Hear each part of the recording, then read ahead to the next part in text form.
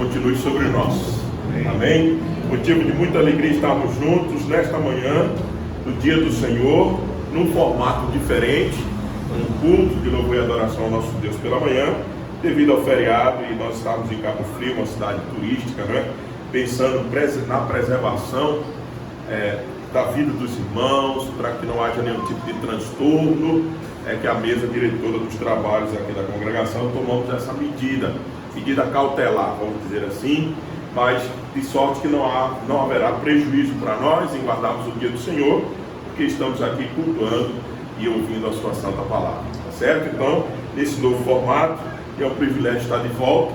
O mês passado nós estivemos aqui por causa do período de férias, e foi um tempo realmente que nós estávamos precisando, mas inteiros e felizes por estarmos de volta aqui, e agora para trocar mais um ano junto com vocês, para a glória do nosso Deus e o bem-estar da sua igreja. Está conosco também a minha esposa, Kelly, e a Sofia, de 10 anos. A Maria Vitória disse não, com certeza está no acampamento. Eu espero que seja para edificação da vida dela e não para outros interesses. Não é? Está chegando 20 anos, os gaviões estão rodando lá por casa. Eu sabia que ia chegar essa hora, né? Então os irmãos orem por nós, nesse sentido. Vamos lá então, meus irmãos, com a graça do Senhor, confiado na iluminação do Espírito, que Ele nos fale da parte dele. Abramos o livro do profeta Oséias, no seu capítulo 7. Com muito prazer vamos dar continuidade à exposição do livro do profeta Oséias. Os nossos irmãos da mesa, o Vitor, o Vinícius e o pastor Fernando, já expuseram neste livro, e eu, pela primeira vez, estreando aqui com vocês no capítulo 7. Então vamos fazer a leitura, como estamos mesmo sentados, mas reverentemente ouçamos a leitura do texto sagrado em Oséias capítulo 7. Ouçamos a palavra do Senhor e que Ele fale profundamente aos nossos corações através desse texto. Quando me disponho a mudar a sorte do meu povo e a sarar a Israel, e se descobre a iniquidade de Efraim, como também a maldade de Samaria, porque praticam falsidade. Por dentro há ladrões, e por fora rouba a horda de salteadores. Não dizem no seu coração que eu me lembro de toda a sua maldade. Agora, pois, os seus próprios feitos os cercam. Acham-se diante da minha face. Com a sua malícia alegram o rei, e com as suas mentiras aos príncipes.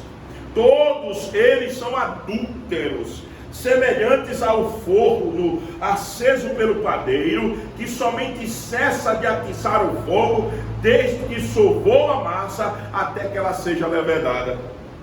No dia da festa do nosso rei, os príncipes se tornarão doentes com o excitamento do vinho, e ele deu a mão aos escarnecedores, porque prepararam o coração como um forno, enquanto estavam de espreita.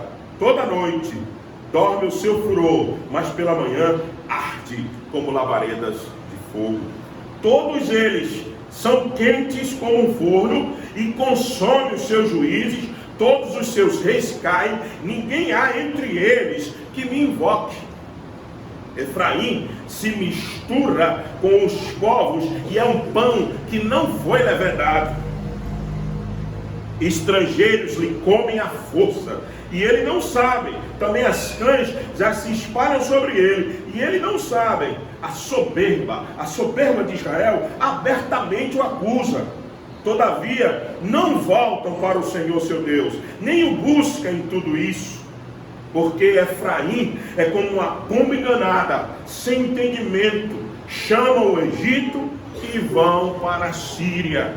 Quando forem sobre eles, estenderei a minha rede, e com as aves dos céus o farei descer, castigá-lo-ei, segundo o que eles têm ouvido na sua congregação. Ai deles, porque fugiram de mim. Destruição sobre eles, porque se rebelaram contra mim. Eu os reveria, mas eles falam mentira contra mim. Não clamam a mim de coração, mas dão ouvidos às suas camas com os seus trigos, e para o vinho se ajuntam, mas contra mim se rebelam. Adestrei, fortaleci os seus braços, no entanto, eles maquinam contra mim. Eles voltam, mas não para o Altíssimo. Fizeram-se como um arco enganoso, cai a espada com os príncipes por causa da insolência da sua língua.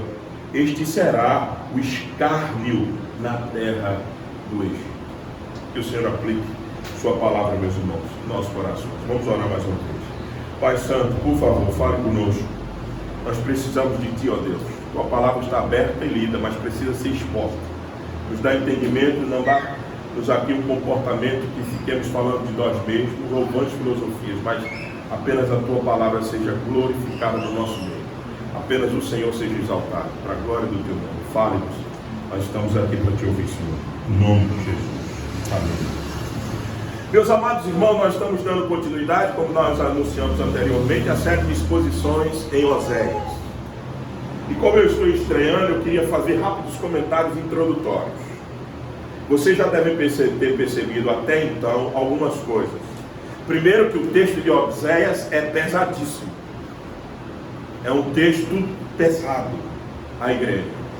É um texto, ao mesmo tempo que é pesado, é atual.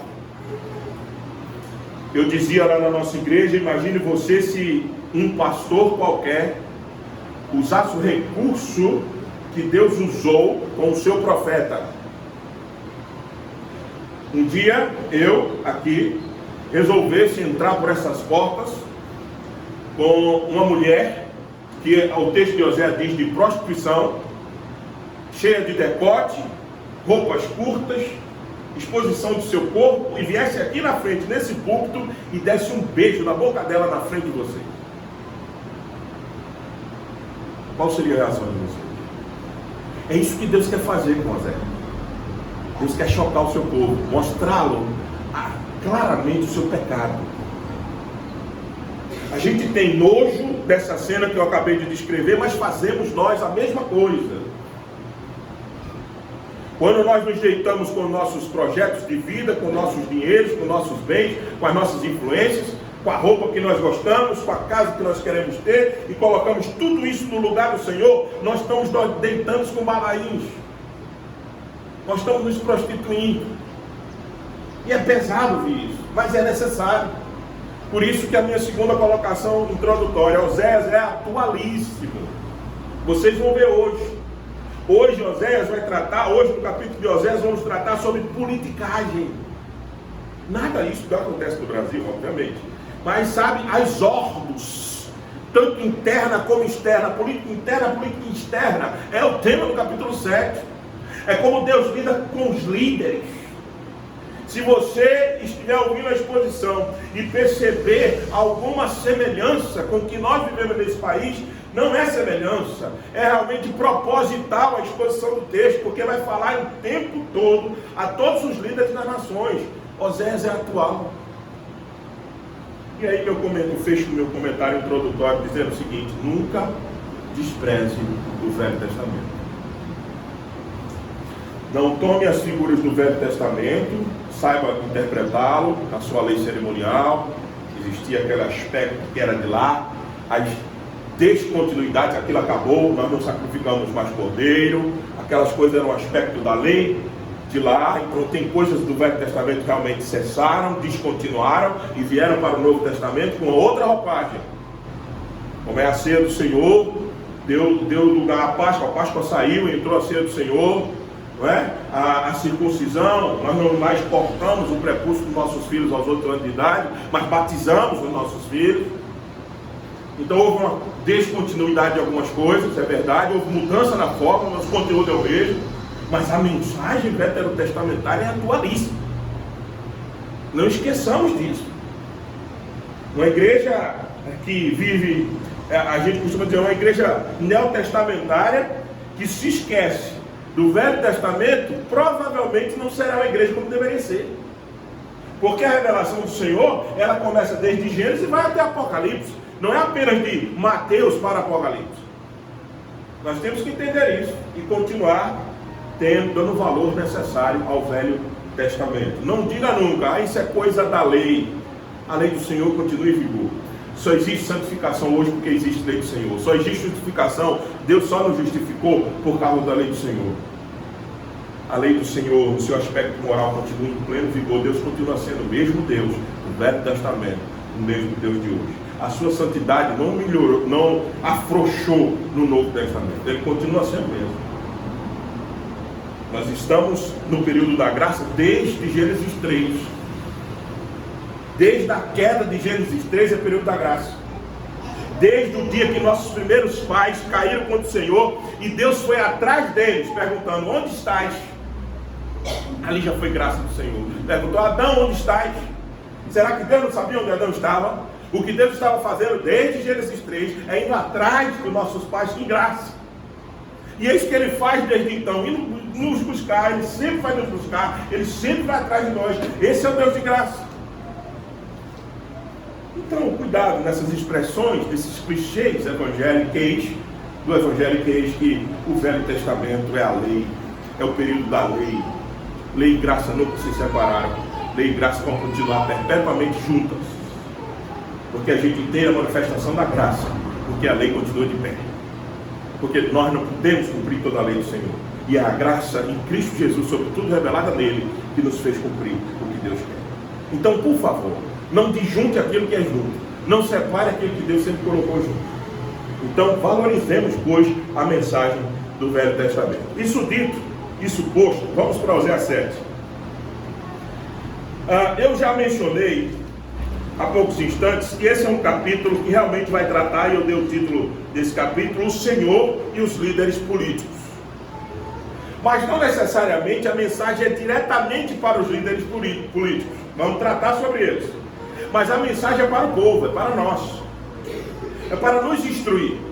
É para sabermos que a liderança, muitas vezes, política de uma nação, e às vezes a liderança eclesiástica dentro da igreja, pratica politicagem. Pratica coisas que não deveriam praticar. Pensam apenas nos seus próprios interesses. E o Senhor, nosso Deus, Ele é o Senhor que vê o cenário político. Ele é o Senhor que conhece. Ele vai inaugurar o capítulo dizendo assim: olha, quando eu me disponho a mudar a sorte do meu povo e a sarar Israel, o que ele está fazendo? Um link com o capítulo 6. Como é que começa o capítulo 6? Que nosso irmão Vitor expôs na semana passada. Como é que começa? Vinde e tornemos para o Senhor, porque Ele nos despedaçou e faz o quê?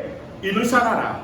Ele fez a ferida profunda e nos ligará. Olha como é que ele começa o capítulo 7. Quando eu me disponho a mudar a sorte do meu povo e a sarar Israel. Ou seja, eu que sou o Deus que faço a ferida e que saro. Quando eu estou nesse processo de mudar, quando eu estou nesse processo de buscar vocês de volta para tratar vocês, aí eu olho para onde? Para o cenário político. Eu olho para a liderança do povo, tanto política como eclesiástica, e vejo o que? Uma horda de salteadores, ladrões. Então o Senhor vê o cenário político, tanto externo como interno, tanto de fora da igreja como de dentro da igreja.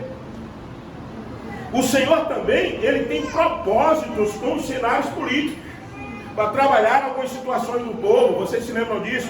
Ele levantou Ciro, o rei, e chamou Ciro de meu servo, para tratar Israel. Nabucodonosor foi usado propositadamente na Babilônia e reconheceu o poder de Deus, mesmo talvez não se convertendo, como diz no capítulo 4. E o capítulo 4, verso 35 de Daniel, diz que o Senhor coloca reis e tira reis. Então o Senhor não é apenas que vê o cenário político, Ele não apenas tem propósito com o cenário político, mas Ele intervém no cenário político.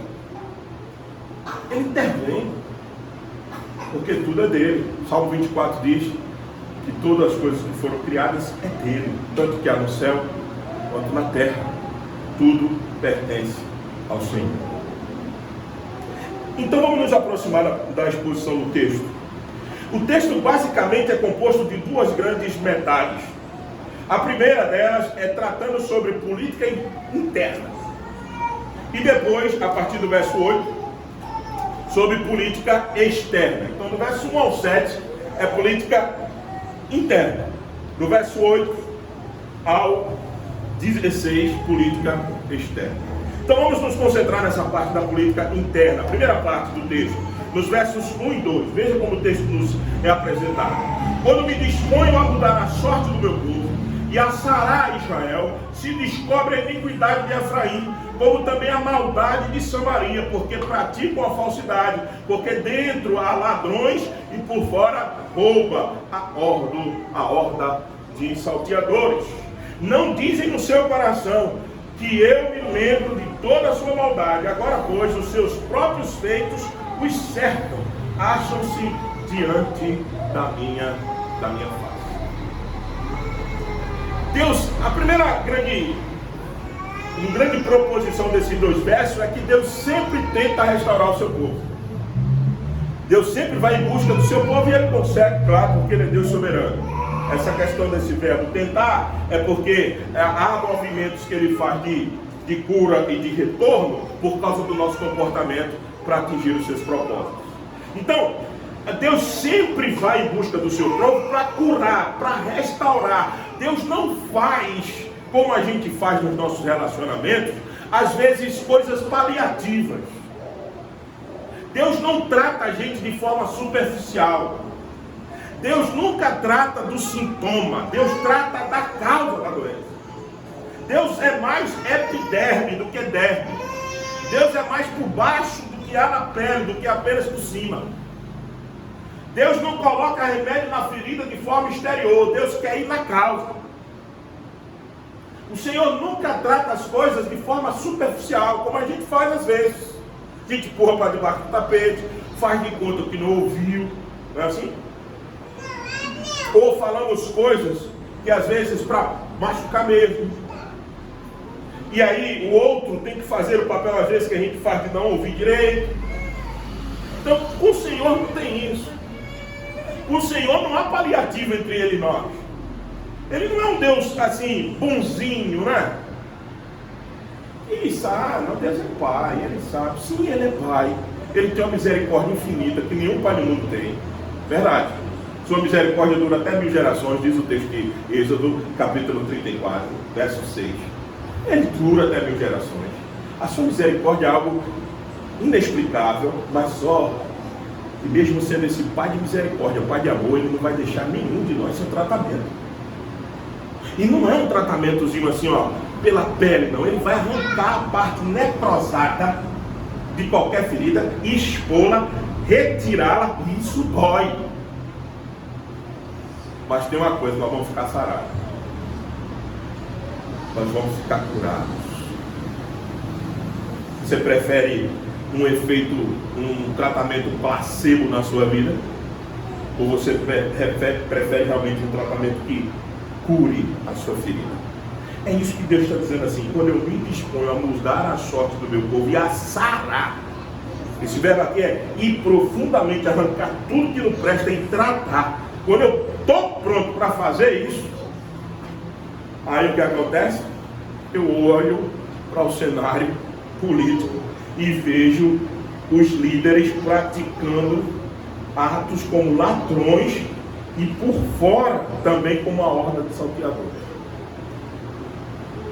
É isso que Deus está dizendo. A primeira grande lição aqui é que Deus sempre vai buscar o seu povo para tratar, mas no meio do seu povo há conspiradores que são ateus práticos. Eles praticam ateísmo. Eles não dizem no seu coração, veja como é que começa o verso 2: não dizem no seu coração que me lembro de toda a sua maldade. Eles estão dizendo assim: olha, Deus não lembra da nossa maldade. E aí eles fazem pior: agora, pois, os seus próprios feitos os cercam. Eles praticam como eu não existisse, mas só que os atos deles se acham diante da minha face. Tudo fica claro diante de mim. Eu vejo tudo que eles estão fazendo. Meus irmãos, o Senhor vê todas as conspirações. que possa existir no nosso meio, tanto no eclesiástico como no país. Deus sabe de tudo, de todos os conchavos, das negociatas da calada da noite. Deus sabe dos nossos acordos, inclusive os internos dentro da igreja. A gente pensa que isso não está sendo contemplado pelo Senhor. Está. O Senhor está vendo.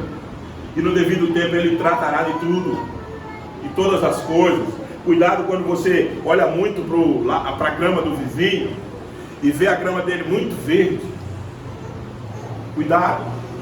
Você está só apenas olhando o recorte da vida dele. Acompanhe a trajetória. Deus às vezes é um Deus que nos entrega os ímpios à sua própria sorte. E ao entregá-los à própria sorte, eles parecem estar bem, mas o caminho deles é de perdição, diz a palavra do Senhor. E até o final de suas vidas, Deus tratará com eles. Aqui. Então cuidado com isso. Cuidado quando a gente fizer algum tipo de negócio escuso e achar que estamos levando vantagem. Isso está diante da face de Deus. Deus disse: eu estou vendo. A face é o lugar que tem olhos, boca, nariz e ouvido. Eu estou vendo e ouvindo o que vocês estão fazendo. Eu estou vendo os acordos que vocês estão fazendo. Eu conheço os conchavos que vocês estão fazendo. Então não pense que vocês ganharam na primeira, ganharam na segunda, né? Ficaram bem na terceira, que uma hora isso não vai aparecer diante de mim. Vai. E o Senhor tratará, porque Ele sempre vai em busca de restaurar, não só superficialmente, mas profundamente o seu povo. Então essa é a primeira grande lição dessa parte da política interna, é que Deus vai restaurar o seu povo, mas quando Ele vai restaurar o seu povo, Ele vê que existe um ateísmo prático. Os caras não dizem assim que não existe Deus, mas eles vivem como Deus não existisse. Isso é ateísmo prático.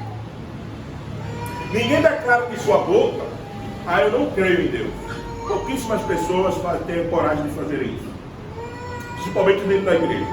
Mas às vezes, meus irmãos, infelizmente, por causa da nossa queda, nós vivemos como Deus não existisse. Isso é ateísmo na prática. Não é na confessionalidade, na oralidade, mas quando nós estamos vivendo, nos comportando, isso é ateísmo. Isso é dizer que Deus não existe. É não se importar com aquilo que Deus quer. E é isso que Osés está acusando aqui. A profecia de Osés está acusando através do profeta. O Senhor está acusando o seu povo, dizendo: vocês praticam muitas vezes coisas que parece que vocês não acreditam em mim. Por isso que vocês dizem no seu coração: Ele não vai lembrar de nada. Deus não lembra de toda a nossa maldade, não. Não é assim também, não. Deus é um pai diferenciado. Deus não é isso que se pinta dele. Cuidado. Nós podemos nos surpreender muito mais com o Senhor do que aquilo que a gente conhece. Segundo ponto dessa primeira parte é a conspiração dos ladrões e escarnecedores. Veja como é que eles fazem. O Senhor vai usar algumas figuras aqui para mostrar como é que se comporta esses escarnecedores. Deixa eu dizer uma coisa para você: não entenda logo a mensagem diretamente para o rei e para os príncipes. Não.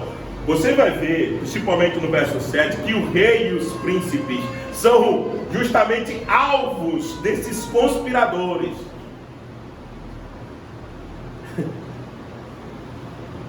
Qualquer semelhança com o Brasil não é mera coincidência.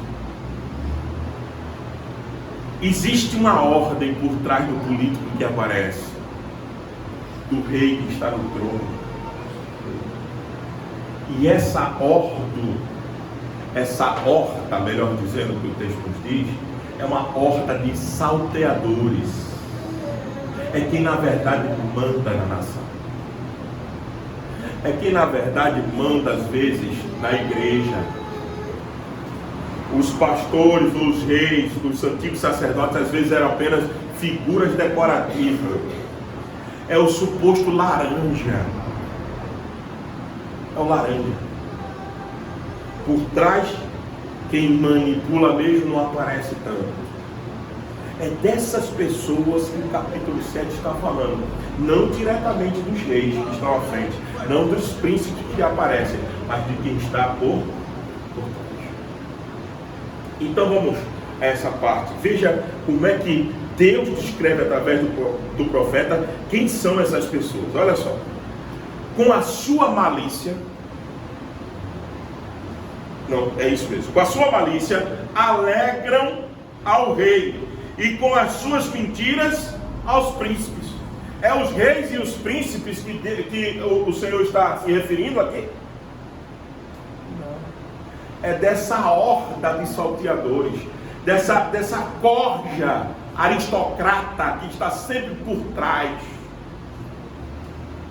né? Essa coisa de poder, de famílias de influência, de conchavos.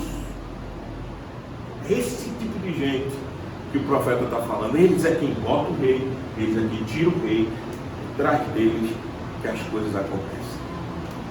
Veja, com a sua malícia eles alegram o rei, deixa o rei todo alegre. E com as suas mentiras aos príncipes.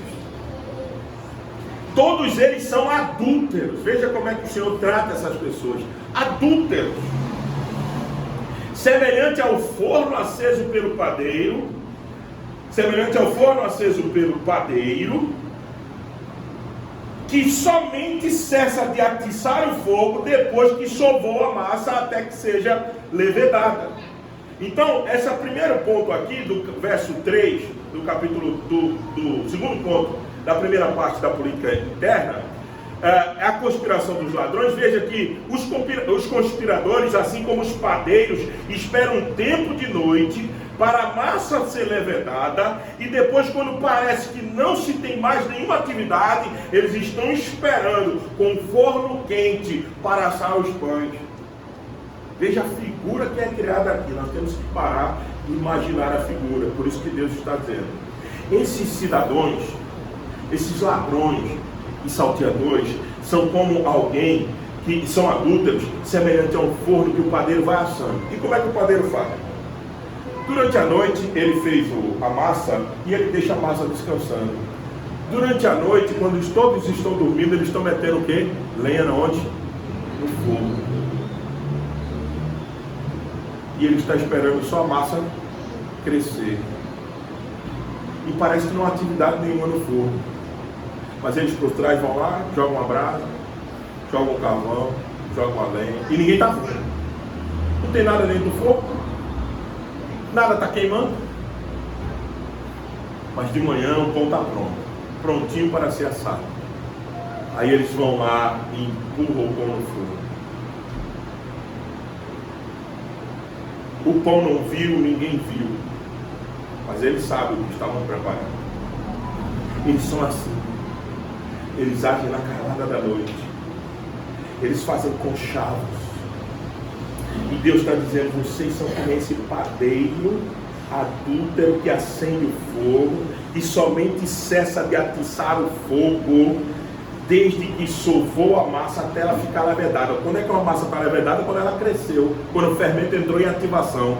Quem é bom de fazer bolo aqui, não é? Sabe disso, não é? Como Douglas, que hoje fez um bolo extraordinário.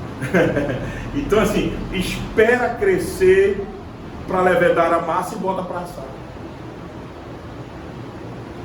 O Senhor está dizendo assim: no dia da festa do nosso rei, os príncipes se tornarão doentes com o excitamento do vinho, e ele deu a mão aos escarnecedores. Quem é que Deus está dizendo que é o pão? Os príncipes, os reis, o povo que vai entrar para o fogo, vai ser assado, porque existe um conchavo sendo feito na calada da noite. Essa figura, a figura que ela precisa ser entendida por nós, porque a estrutura dela vai perpassar todo o capítulo. Deus vai mostrando quem é os padeiros, quem é o pão. Deus vai mostrando na narrativa do capítulo 7 quem são essas pessoas. Então não confunda, não são os reis que aparecem, não são os príncipes que aparecem, mas são as hordas, todas entremeadas e entrelaçadas pelos seus próprios interesses, e vão expondo os reis, tirando o rei, colocando ele de novo, prendendo, soltando. São a horda de salteadores. E o Senhor está dizendo: eu estou vendo isso, está na minha face, eu não estou alheio a essas coisas, não, eu estou vendo.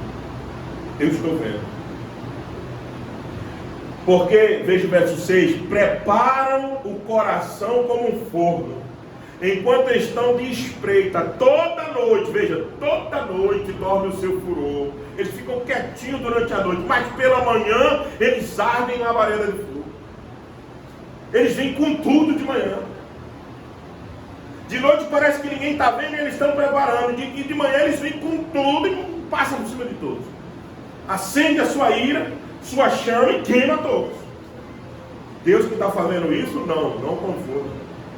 Quem está fazendo isso aqui são os salteadores, chamado no texto de salteadores, mas a gente pode chamar, alguém chama isso de uma elite privilegiada, outros chamam de famílias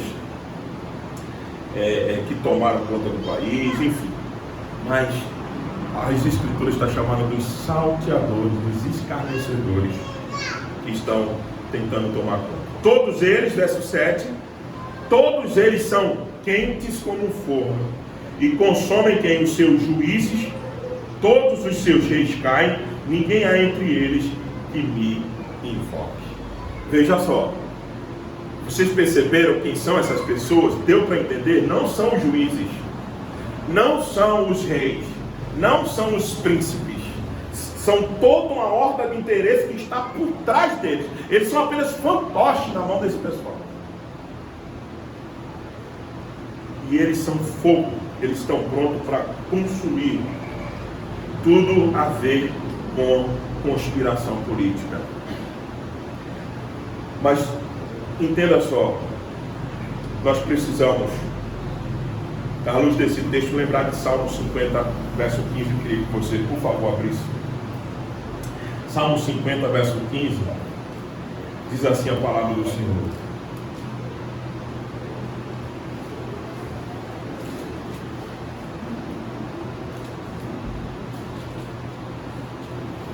eu não sei se eu perdi a referência, mas eu estou entendendo que talvez não seja esse texto aqui, mas tudo bem.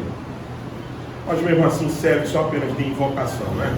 Veja o verso 15 do Salmo 50: invocar-me no dia da angústia e eu te livrarei, e tu me glorificarás. Provavelmente seria outra referência, mas a referência que nós estamos citando aqui do Salmo 50 é a ideia seguinte: num cenário como esse, quem vai nos livrar? Quem é que vai? A gente vai acreditar em quem? Qual o líder que eu vou confiar? Se tem a horda de interesse por trás deles, todos eles, eu vou apostar minha vida em quem? Eu vou sair para militar por quem? Por quem?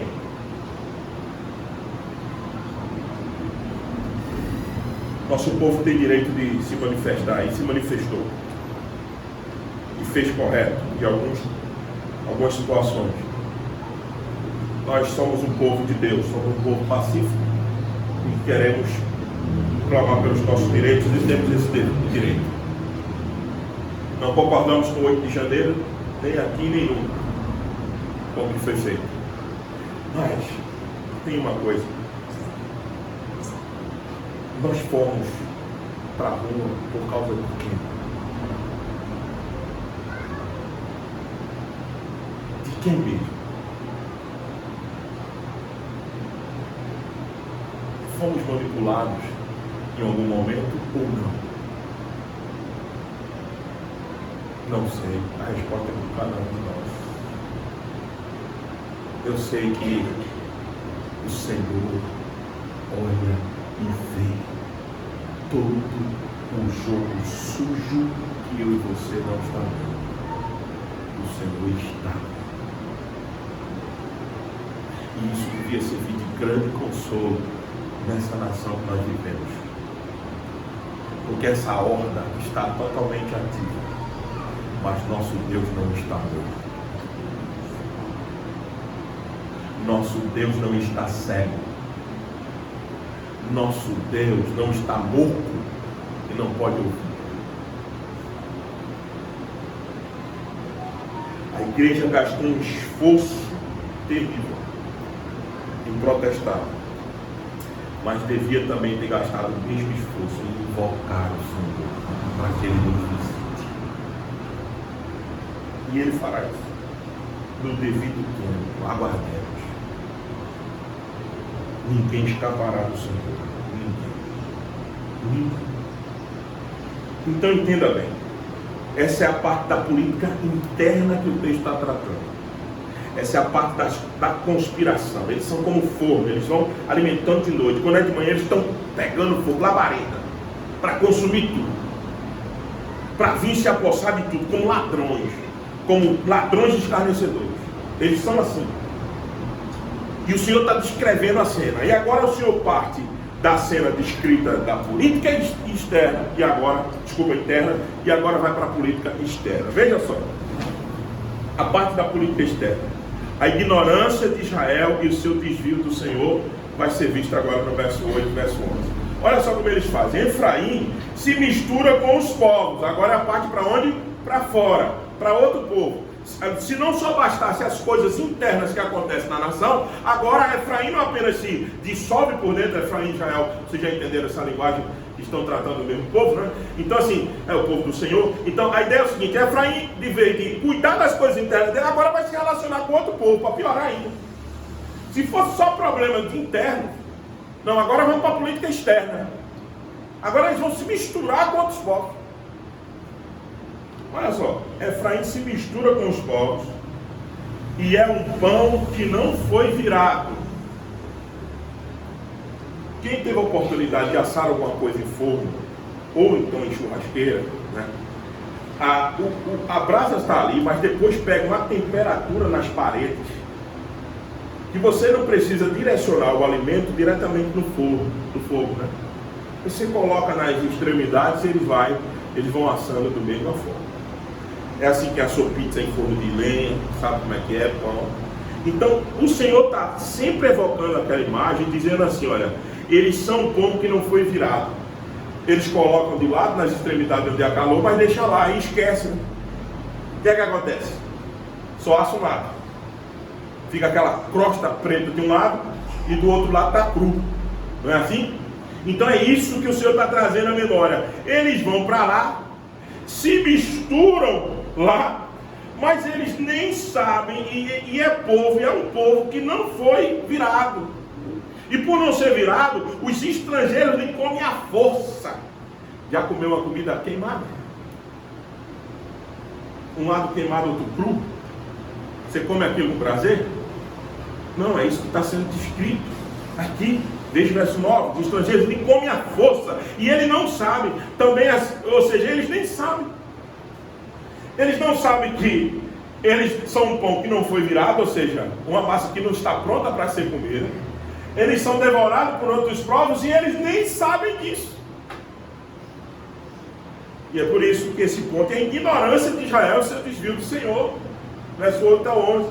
Eles são ignorantes, eles acham que estão abafando, mas eles não sabem nem lidar com os outros povos engolem ele por uma questão assim, de tentar tirar alguma vantagem, mas são ruins até para comer.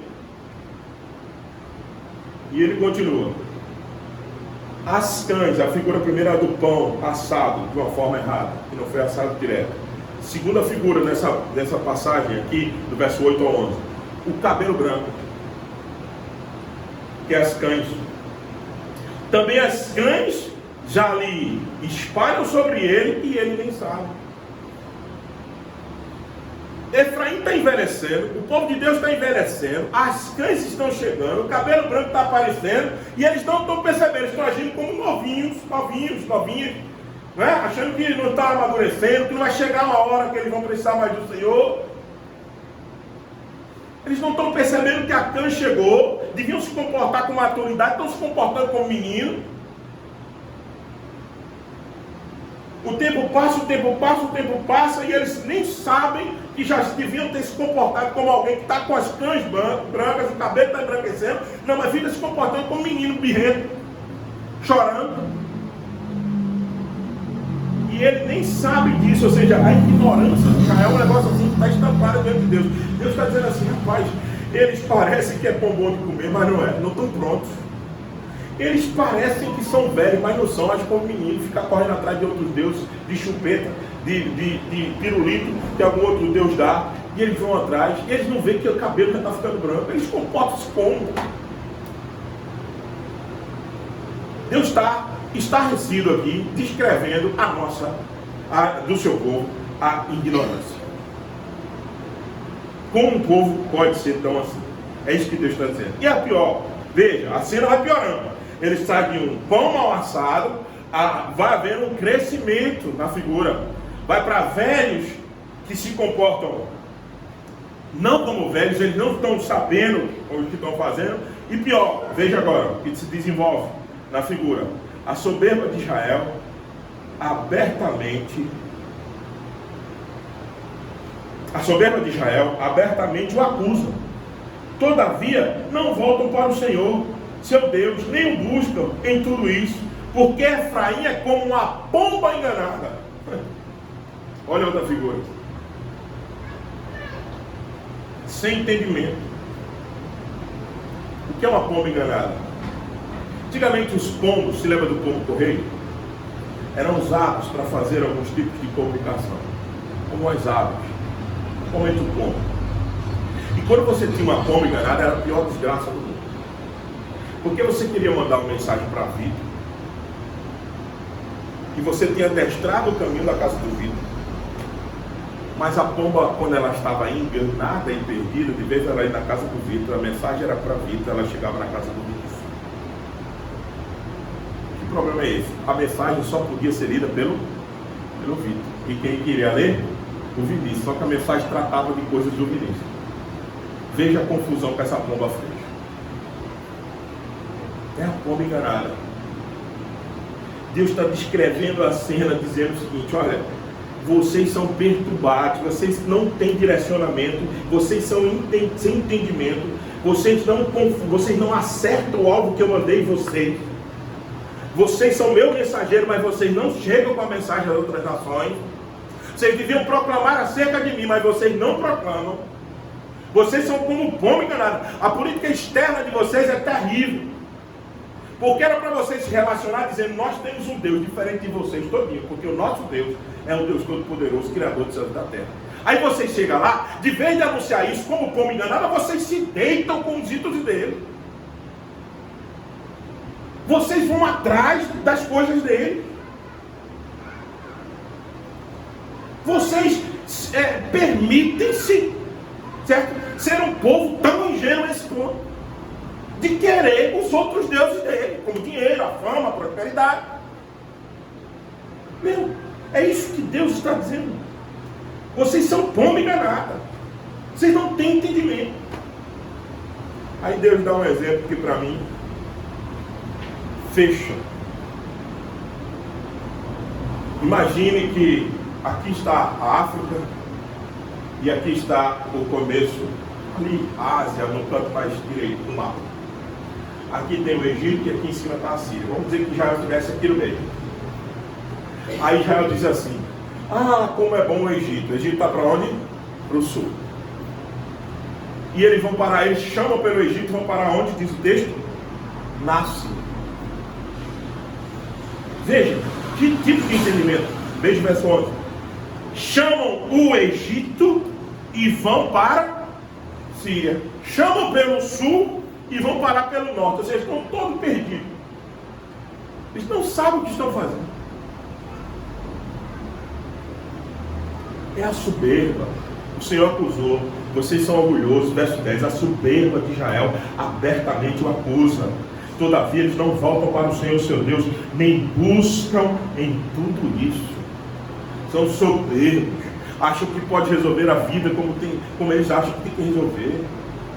Mas não sabem de nada, não sabem nem querem ir para o sul, estão indo para o norte. Não sabem discernir nem a direita nem a esquerda. E acham que podem tomar conta da vida deles. É isso que Deus está dizendo ao seu povo. E vocês acham que podem tomar conta de vocês, se vocês são um pão que não está pronto, vocês são uns velhos meninos e vocês são uma pomba ingênua, vocês estão perdidos e vocês acham que estão salvos. Que vocês estão bem. Que vocês sabem quando é que vocês estão indo com o PV, o plano de vida de vocês, o projeto de vida de vocês, estão muito bem. Bem dizia João Calvino, a ignorância é atrevida. O ignorante sempre sabe o que acha. Ele sempre acha desculpa que sabe. O ignorante é um atrevido. Nossa ignorância é uma coisa impressionante. Como o nosso orgulho tenta cobrir a nossa ignorância. E a gente passa vergonha na frente dos outros. Porque as outras pessoas, uma ou outra, vai perceber nossa ignorância transvertida de arrogância. Agora, diante de Deus, isso fica muito feio. Fico pensando o Senhor olhando para nós. Ele deve menear muito a sua cabeça, dizendo assim: eu não posso com isso. Eu não vou acabar com tudo, porque eu fiz uma aliança com esse povo. E meu filho morreu por causa disso. E eu vou até o fim por causa disso. Porque eu não volto atrás. Agora, não é à toa que de vez em quando a ira do Senhor se acende e Ele visita. Porque não é brincadeira. Se eu e você não suportamos certas arrogâncias transvestidas de certas ignorâncias transvestidas de arrogância, imagina nosso Deus. Imagina nosso Deus. O desvio é claro. Eles preferem chamar e se unir a outros povos do que chamar pelo Senhor. Querem ir para o Egito. O Egito, meu amigo, era sinal de escravidão, ok? E depois eles vão parar na Síria. Deus também, o Senhor nosso Deus, Ele se apropria de certas figuras que você precisa estar entendendo o grande texto, a grande narrativa, para você compreender o que Deus está dizendo assim: vocês estão chamando para onde eu tirei vocês, tudo bem, mas vocês vão parar para onde eu vou mandar vocês vão para o cativeiro assírio. Não esqueça que Osés é profeta pré-exílico, tá certo? E também no exílio. Ele começou a sua profecia antes e entrou um pouquinho na hora que eles foram parar em Assíria. Deus está dizendo: eu vou mandar, no capítulo 8 ele diz: vou mandar vocês para o cativeiro assírio. Então Deus está usando a figura seguinte: eu tirei vocês de lá, do Egito, agora eu vou botar vocês para Assíria. Não é só apenas sul e norte, é para mostrar para Israel que quem comanda o seu destino é o seu Deus. E por fim, meus irmãos, no quarto e último ponto desse texto, nos dois últimos pontos agora da política externa, Deus agora mostra a consequência da falta de arrependimento. Veja a partir do capítulo 12. Quando forem sobre eles, quando eles forem para a Síria, sobre eles estenderei a minha rede como aves do céu e os farei descer. Castigá-lo-ei segundo o que eles têm ouvido na sua congregação. Ai deles, porque fugiram de mim, destruição sobre eles, porque se rebelaram contra mim. Eu os remiria, mas eles falam mentira contra mim. Observe que mim, esse pronome aqui, no caso da nossa língua, né, se referindo a Deus, tá? Vai repetir isso muitas vezes. Deus está dizendo: o caminho era para mim, o caminho era de volta a mim, e eles vão ao contrário. Eles vão em outra mão. Eles vão no sentido oposto. Veja, verso 12 tem como lá: quando sobre eles estenderei a minha rede, e com as aves dos céus farei descer. Verso 13: porque fugiram de mim. Era para vir para mim, eles fugiram de mim. Destruição sobre eles, porque eles rebelaram-se contra mim. Eu remiria, mas eles falam mentira contra mim. Veja o verso 14: não clamam a mim, mas dão ouvido nas suas camas para o trigo, e para o vinho se ajuntam, mas contra mim se rebelam. Adestrei e forcei os seus braços, no instante maquinam contra mim. Eles voltam, mas não para o Altíssimo. Fizeram-se como um arco enganoso. Caem a espada os seus príncipes por causa da insolência da sua língua. Este será o seu escárnio na terra do Egito. O que Deus está dizendo? Ao invés deles praticarem o arrependimento. Que é o arrependimento? Voltar-se para Ele ou para mim. Esse é o arrependimento. A ideia de arrependimento é voltar-se para o nosso Deus. Ao invés deles praticarem isso, eles vão no sentido contrário. Mas mesmo na constatação da falta de arrependimento, vocês perceberam a graça do Senhor aqui? O texto é duro de Oséias, mas sempre, nunca é privado de graça, de amor, manifestação de Deus querer estar com o seu povo. Sempre. O balanço do primeiro capítulo se estende em toda a narrativa. É aquele balanço de: vou mandar vocês para o cativeiro, vou destruir o pecado de vocês, mas depois eu quero estar com vocês. Vocês serão meu povo. Esse balanço, esse contraste do capítulo 1, ele vai se estendendo a todo o livro. Aqui tem outro balanço. Vocês perceberam o balanço? Olha só o verso 13, desculpa. Ai deles, porque fugiram de mim. Destruição sobre eles, porque se rebelaram contra mim. Eu gemiria. Eu tenho disposição para revê-los, resgatá-los. Mas eles falam mentira contra mim. O Senhor está dizendo: eu tenho disposição, mesmo eu constatando tudo isso, mesmo eu expondo o pecado de vocês, como eu estou fazendo aqui, mas eu tenho disposição para buscar vocês, dentro de vocês, resgatar vocês. Eu tenho. O problema é que vocês falam contra mim. Vocês vão contra mim. O resultado dessa falta de arrependimento é o que está exposto no verso 16. Eles voltam, mas não para o Altíssimo. O que é voltar? Arrependimento. Arrependimento é uma conversão, é uma volta que você faz para Deus. Então eles voltam, mas em vez de voltar para mim, eles não voltam para o Altíssimo. Veja o verso 16.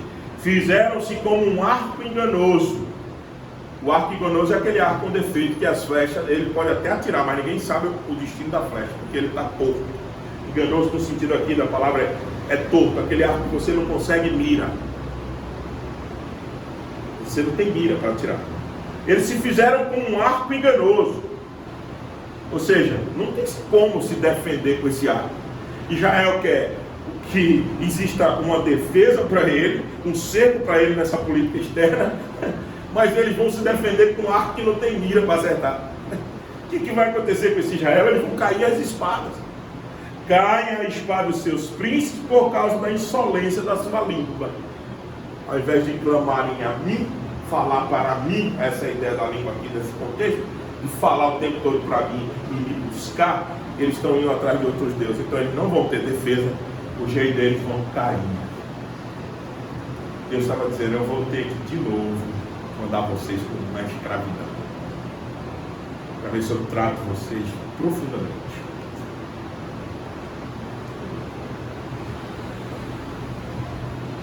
Esse é o problema. Sabe qual a consequência disso? Escárnio, vergonha. Este será o escárnio na terra do Egito. Sabe por quê? No Egito. Por que no Egito? Primeiro que vão dizer, eles não estavam chamando pela gente, o Egito, né? Por que agora foram parar na Síria? Na Assíria. O Egito vão dizer: esses caras são loucos, são doidos, são uma vergonha. O Egito vai dizer assim: esse povo disse que era com Deus, fizeram aqui coisas extraordinárias no nosso meio. Você lembra não? Na época de Faraó, lá atrás, o Deus dele fez aqui umas manifestações aqui doidas, tirou eles daqui. Agora onde eles estão? Na Síria. Um escárnio. É uma vergonha que o povo de Deus se torna quando eles, em vez de voltarem para Deus, se voltam contra o Senhor. Eles só produzem vergonha, só produzem escárnio, escândalo. Ok, pastor, mas o que nós temos a ver com isso? Muito bem, algumas aplicações. Primeiro, que nós como povo do Senhor precisamos confiar em Deus e não nos homens que conspiram para nos dominar. Nosso povo, o povo do Senhor, precisa ser um povo livre, livre de amarras, livre de qualquer tipo de concepção política manca. Nossa visão é a visão altaneira, em cima de todo o espectro político, porque a política do povo de Deus, quem determina é o Senhor. Nós precisamos entender isso. O povo do Senhor não confia em nenhum homem, ele participa como cidadão da terra, com a sua cosmovisão, eles cooperam, eles contribuem, eles protestam, eles estudam, eles fazem tudo. Mas eles não confiam nos homens. Eles confiam em Deus. Eles continuam vivendo na esperança de que essas coisas estão acontecendo na face de Deus.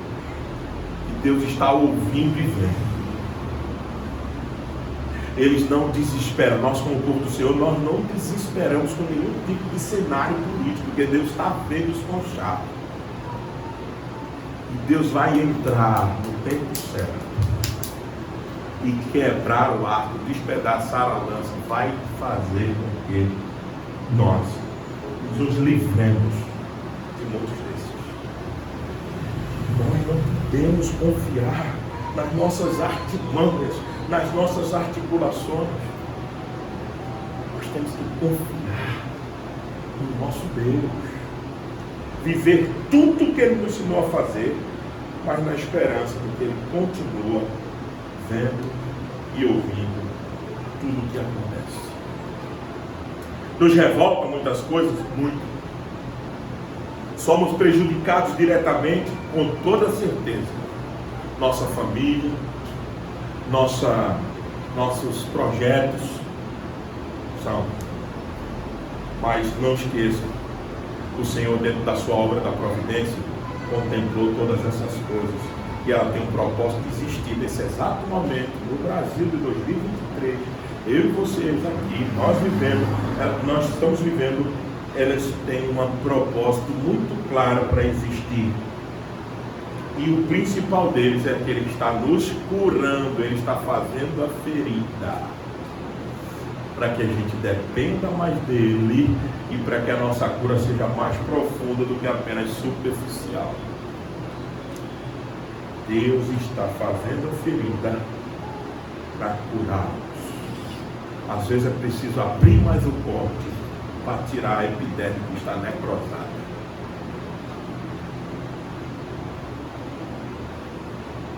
Segundo, os líderes cristãos não devem participar da conspiração contra o rei ou com o rei por causa de seus negócios escusos. Eu estou dizendo que a igreja como instituição precisa ter cuidado ao se posicionar, porque ela pode ser uma massa de manobra facilmente usada por esses escarnecedores ladrões, ateus práticos. Cuidado, não nos precipitemos, denunciemos o roubo, denunciemos o erro, mas cuidado para não sermos bucha de canhão, para não sermos massa de manobra na mão daquelas pessoas que estão por trás, nos aliciando para chegar nos seus objetivos. Cuidado muito com isso. Isso é fácil de acontecer mais do que nós imaginamos. E a terceira e última aplicação que eu queria fazer para você, e para a gente sair daqui com toda a esperança e com toda a certeza, é que o nosso rei, Jesus, foi traído pelos seus conspiradores.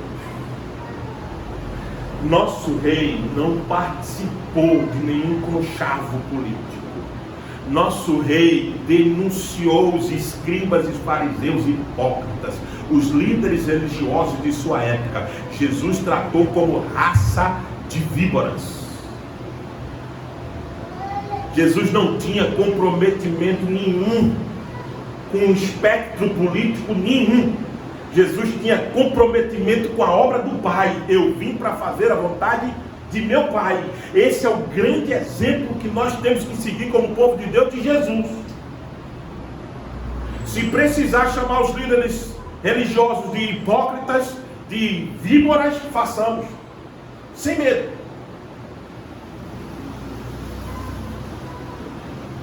Se precisarmos dizer a Pilatos dos nossos dias que nele não tem autoridade nenhuma sobre nós, de santo, possamos dizer. Se nós tivermos que fazer como os apóstolos fizeram diante do Sinédrio, nos importa mais obedecer a Deus do que aos homens. Façamos. Esse é o exemplo que temos do nosso Senhor. O nosso Senhor não tinha comprometimento com ninguém. Eu vim para fazer a obra do meu Pai. Toda a vontade do meu Pai. É o Pai. O Pai. Na boca de Jesus era o Pai. A nossa atitude tem que ser igualada ao nosso mestre, que foi traído por esses mesmos conspiradores que Oséias já denunciava há muitos anos atrás antes de Cristo. Nosso Senhor foi exemplo disso. E aí a nossa esperança tem que ser revivida nele, porque ele sabe do que nós estamos passando hoje. O Senhor passou, meus irmãos. Jesus é um Deus que conhece as nossas aflições, porque não apenas levou sobre si todo o castigo, se fez pecado por nós naquela cruz maldita, mas encarnou. Ele sentiu as nossas mesmas aflições enquanto teve encarnado. Ele sentiu as mesmas coisas. Então a gente pode, como nosso intercessor, dizer para ele, orarmos para ele: Senhor, nos livre desses homens. Senhor, por favor, o Senhor sofreu a traição. Por favor, nos livre deles. Nós podemos não apenas orar ao nosso Senhor, nós podemos também imitar o seu exemplo na postura de combater este mal, mas sobretudo nós podemos confiar na obra redentora do nosso Senhor Jesus. Porque, meus irmãos, eu não temo, eu tenho certeza que ainda nós nos comportamos de muitas maneiras, de muitos modos, de igual forma com aquele povo que foi ouvinte primeiro da profecia de Oséias. Nós somos os ouvintes secundários, e eu tenho a extrema certeza de que nós nos comportamos muitas vezes ou igual ou até pior do que aqueles primeiros ouvintes de Oséias. Então, por isso que nós precisamos confiar na redenção que temos em Cristo Jesus para continuar diante desse Deus. Porque o seu sangue nos purifica de todo o pecado. E o castigo que era para nós, ele carregou. Não porque nós merecemos, mas porque esse Deus que disse em Oséias 7,14, eu uniria vocês. Ele não só apenas expressou o desejo de remir, mas ele nos remiu de fato, nos resgatou de fato em Cristo Jesus.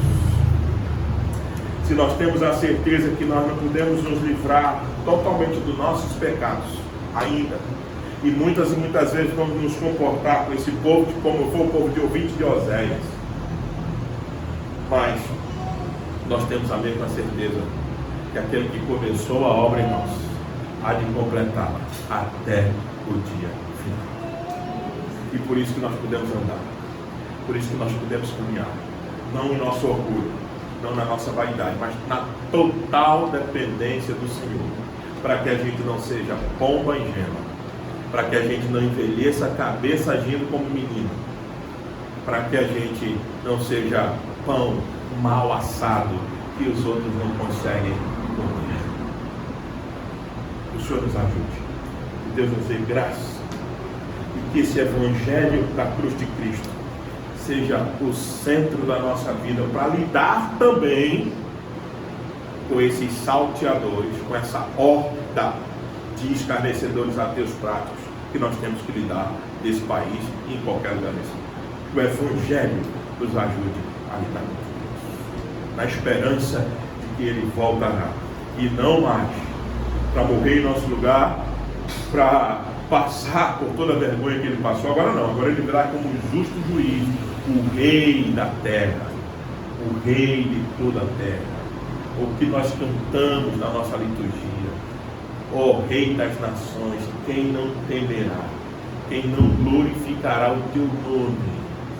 Nós não precisamos ter medo dos reis humanos, dos conchavos, das ordens que estão por trás desse político, porque o nosso rei, o Rei de toda a terra, virá e estabelecerá o seu reino definitivamente, e nós com ele reinaremos, como diz a música do Castelo Forte do Martinho Lutero. Se a morte enfim chegar, com ele reinaremos. Que o Senhor então nos abençoe, que Ele aplique a sua palavra em nossos corações e que o Evangelho pregado possa também ser vivenciado, experimentado na ceia do Senhor, que nós vamos fazer agora. Vamos então orar, pedir para o nosso irmão Vinícius nos elevar a Deus nessa oração, pedindo para que o Senhor aplique a sua palavra em nossos corações. Somos gratos a Ti, ó Deus, pela palavra exposta. Obrigado, Senhor, pela oportunidade, Pai, de estarmos aqui ouvindo, Senhor. Que o Senhor possa, por meio do Teu Santo Espírito, aplicar essa palavra em nossos corações, Senhor. Que possamos ser levados pelo Espírito Santo a refletirmos, Pai, sobre as nossas vidas, sobre como o nosso coração tem se comportado, Pai, diante da situação do nosso país, Pai, diante do quadro político. E venhamos, Senhor, a realmente nos arrepender, Pai, dos nossos pecados, nos arrepender de colocar coisas, Pai, pessoas no teu lugar, Senhor. E muitas vezes, como foi dito aqui, Pai, agir como o seu povo na antiga aliança, como Israel agiu, Pai, se prostituindo, Pai. Que o Senhor possa trazer, Pai, discernimento em nossa mente, Pai. Muitas vezes o pecado nos deixa sem discernimento, Pai. Nos deixa, como o texto diz, como um povo enganado, Senhor, mas que o Senhor possa trazer luz à nossa mente por meio da Tua palavra, realmente confrontando o nosso coração, Pai, fazendo a ferida, como o Senhor diz, Pai, porque o Senhor mesmo é que me liga, Pai, e que nos sara, Senhor. Somos gratos a Ti, Deus, por isso, Pai. Que o Senhor possa nos abençoar, Pai, e fazer com que a Tua palavra floresça em nossos corações, para que venhamos a aplicá-la no nosso dia a dia. Gratos a Ti por isso, Pai. Isso que te agradecemos e te pedimos. Em nome de Jesus Cristo. Amém. Amém. Louvado seja o Senhor. Então vamos lá.